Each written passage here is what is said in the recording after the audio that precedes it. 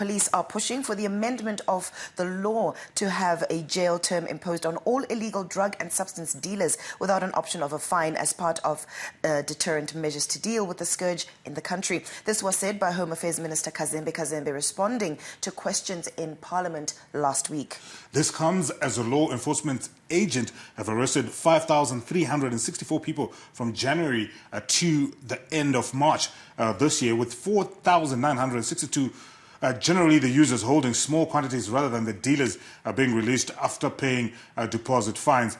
Even when there is no proof of dealing, police take holders of large stocks of drugs suspected to be dealers to court and refuse to let them pay the deposit fines that a user with a single dose can get away with. However, courts have at times been allowing some possessors of larger amounts of drugs to pay fines, although others have been jailed. So looking at this, obviously, the drug scourge or the issues around drug and substance abuse have become a growing cancer in our society. And there's several issues that actually end up coming out of this. There have been issues with the Dangerous Drugs Act. There was a challenge in court that there is no law that actually classifies mutoriro, one of the more popular drugs, as a dangerous drug. It is not listed, and I think there's a push to say, you know, yes, we want to we need to criminalize some of these drugs because they are causing havoc. But you know, even if you're caught doing mutoriro,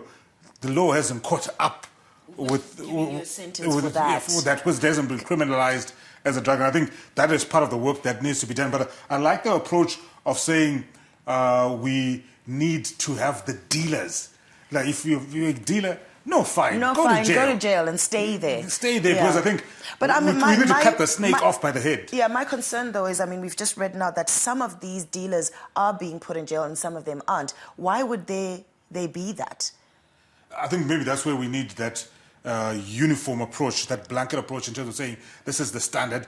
Because I think for too long, if you look at our history as a country, I think we were dealing with other criminal-related issues. I think maybe it's in the last decade or so that drug and substance abuse has become so prevalent. So I think even as a society, in terms of our coping mechanisms, in terms of our collective approach to managing this, we're still playing catch-up. Yeah. I don't think our laws are holistic enough to cater for that. We know the problems, and I think we need to be deliberate. Well, we were actually this morning hoping to have a legal expert from the National Prosecuting Authority just to sit down with us and maybe just understand some of these questions that we have about why some pay fines, why some don't, and you know why drugs like mutoriro, for example, have not been criminalized as yet. But we'll make an effort this time and next week to try and bring in that legal expert, because this is still a pending issue that we want to better understand and better articulate